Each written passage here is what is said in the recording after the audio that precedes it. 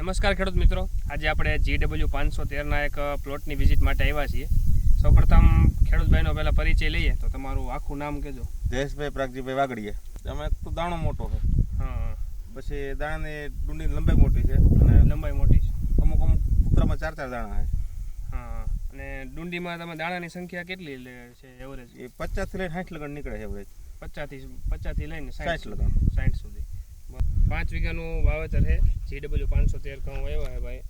આ મિક્સીનો પ્રશ્ન બિયારણ સોલિડ હતું. હા, વાવ્યું ત્યારે દાણાની બધું બિયારણ સોલિડ હતું. સોલિડ હતું. બરાબર.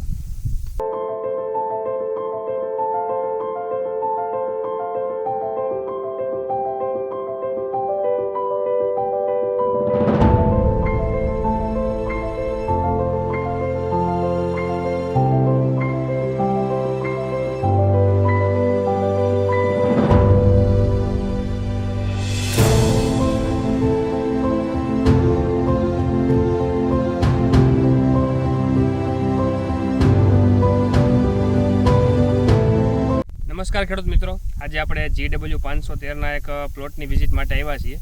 સૌપ્રથમ ખેડૂતભાઈનો પહેલા પરિચય લઈએ તો તમારું આખું નામ કહેજો. જયેશભાઈ પ્રાગજીભાઈ વાગડીયા. ગામ મજેવડી, તાલુકો જિલ્લો જુનાગઢ. બરાબર. હવે GW513 ઘઉં છે તો તમને સૌપ્રથમ આ પહેલા માહિતી ક્યાંથી મળી કે આ બિયારણનું વાવેતર કરી? સોશિયલ મીડિયામાંથી.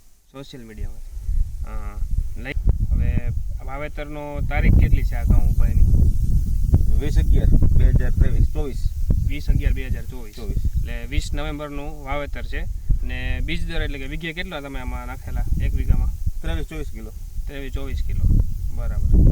હવે અત્યારે આ કેટલા દિવસના થયા છે? 100 દિવસની આજુબાજુ થયા. 100 દિવસ જેવા થયા ને? હા. આ જે ઘઉં છે એમાં તમને બીજી વેરાયટી કરતાં શું અલગ શું લાગ્યું?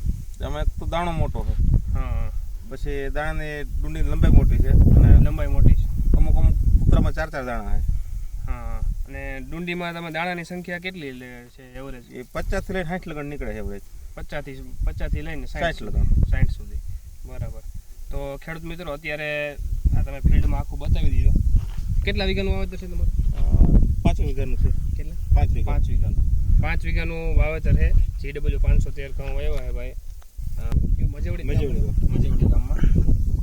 બીજું એ કે તમને બિયારણ ટૂંકમાં કેવું લાગ્યું? આમાં મિક્સિંગનો પ્રશ્ન? મિક્સીનો પ્રશ્ન બિયારણ સોલિડ હતું.